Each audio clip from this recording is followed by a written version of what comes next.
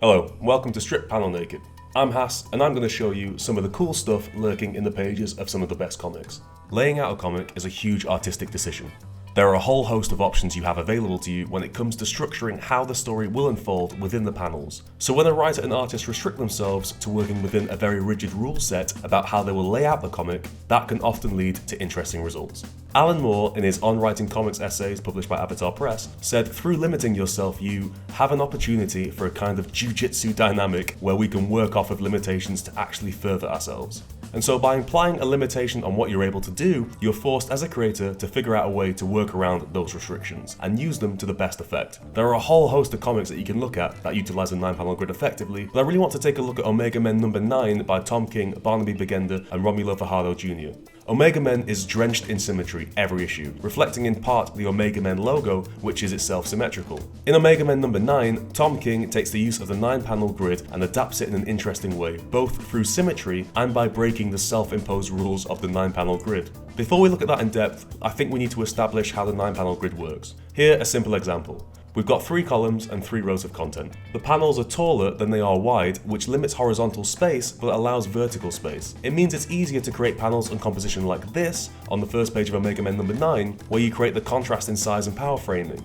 But it's harder to pull off a big vista or landscape, and so you tend to be restricted to what you can show in detail in the panels. And you tend to have to break up content more across a page. There just isn't enough room otherwise if you want to include speech bubbles. What a 9-panel grid does incredibly well though is allow a lot of content and a very simple and structured beat pattern. The 3-wide page lends itself to setup, beat, punchline, which is why most newspaper strips are 3 panels long. They just naturally have a rhythm to them. So, in Omega Men as a whole series, King and Bagenda have established that this story is being told in a 9-panel format, with occasional panels melding together to be bigger when necessary, but still, as you can see, using the same format because panels merge but the actual grid never changes. What that means for an audience is that much more emphasis is put on composition in the panels and juxtaposition of panels rather than flashiness of page design or dynamic panels or eyeline layouts. It asks you to focus much more on the content rather than the way the content is being presented to you. Merging a panel or two then allows you to draw particular emphasis to a certain image or idea when necessary without losing that structure and pattern.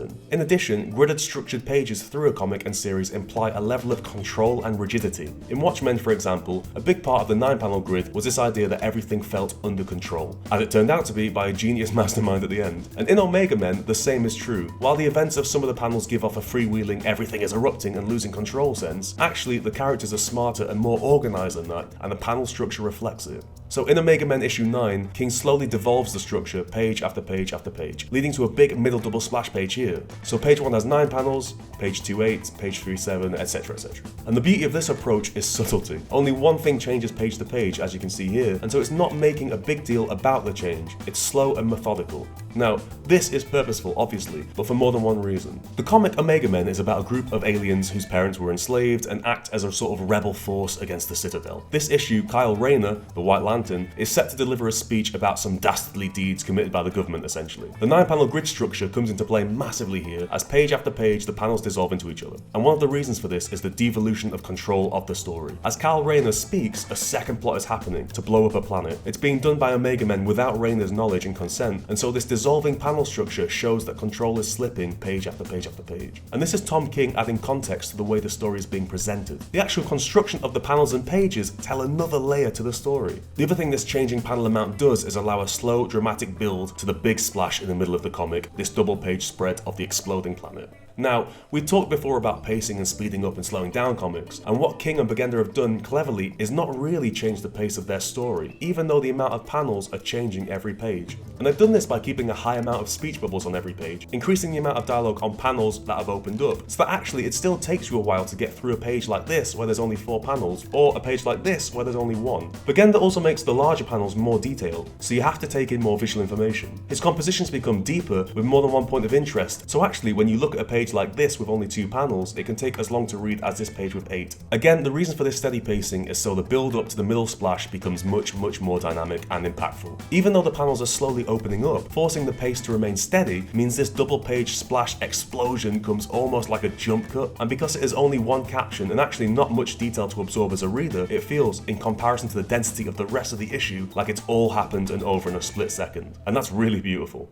So after this middle section, the panels start to rebuild back to 9 per page, page, one panel at a time, in the same way that they devolved earlier. Again, this is subtextual panel design, as it shows the world around Kyle Rayner and the Omega Men starting to close back in. The world seems like it opened up with their big plan, and actually what it elicits is all this violence here, and eventually the death of one of their members, before the world starts to close in and everything starts to become clearer and more obvious to Kyle Rayner. With the increase in panels also comes an increase in panel focus. This page here, with 8 panels on the penultimate page of the issue, see how for the most part everything is just a main character and very little in terms of background. The first double panel has more to slow you down, again controlling pacing, but the rest speeds you back up, so even with the heavier panel density, it reads at the same speed as those earlier pages with less. And the other piece of context for this panel structure is showing that Rayner is being pieced back together. On the final page you see this, which is actually a splash broken across the 9 panel structure. Each of the 8 panels with art has significance though, representing these parts of Rayner and the world and the way he sees it. A couple of pages before this, Rayner has a series of captions where he expresses a few colours and their meanings, saying the world is not black and white. These colours are represented here in the various 9 panels. The interpretation of this penultimate panel I see as white,